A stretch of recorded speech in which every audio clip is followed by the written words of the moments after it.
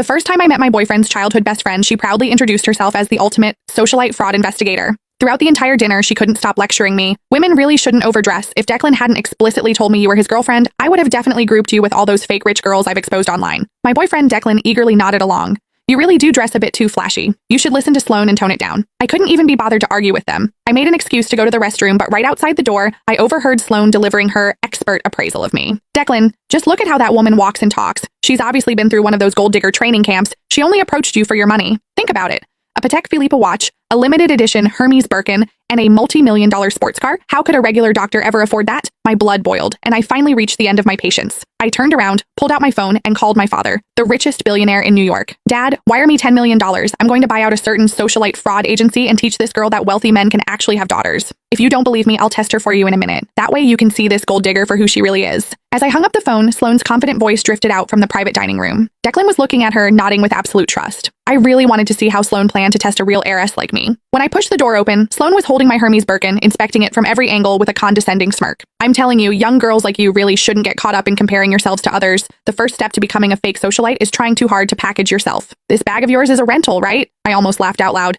I bought this limited edition bag straight from the boutique, just building up the purchase history to get it cost me over $30,000. When Sloane saw I wasn't speaking, she assumed she had hit a nerve. She put on an I knew it expression and shifted her gaze to my Patek Philippe watch. Can you let me authenticate that watch of yours? Don't get the wrong idea, I'm just worried you got scammed into spending real money on a fake. After all, the bag is already a knockoff. Declan was already looking at me with deep suspicion. He gave me an order. Sloane is just looking out for you. Hurry up and let her see it. This watch was a promotion gift my oldest brother gave me last month. His entire watch cabinet is filled with pieces worth tens of millions of dollars. If Sloane actually appraised this as a fake, it would only prove that she was the real fraud here. I took off the watch, handed it to her, and smiled. Sure, this watch is a highly limited edition, so make sure you don't mess up your appraisal. Sloane eagerly snatched the watch. As she examined it carefully, I clearly caught the flash of raw jealousy in her eyes. It was obvious she had already realized the watch was authentic, but she still opened her mouth to lie. Oh wow, Declan. Your girlfriend is still trying to pass this off as a limited edition to get away with it, but it's actually just a cheap replica. I just have to ask, you're a young girl with an average family and an average job.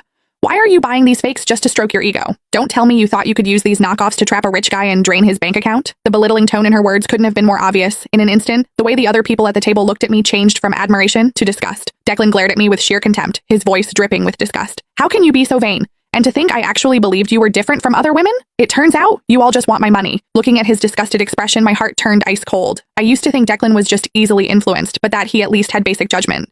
After all, we had been together for almost a year. Shouldn't he know what kind of person I am by now? The reality of the situation hit me like a bucket of ice water. I frowned, matching his dissatisfaction. Declan, who is actually your girlfriend here? You just blindly believe a single word she says? Since that's how it is, I don't see any point in finishing this dinner. I stood up, grabbed my bag, and prepared to leave.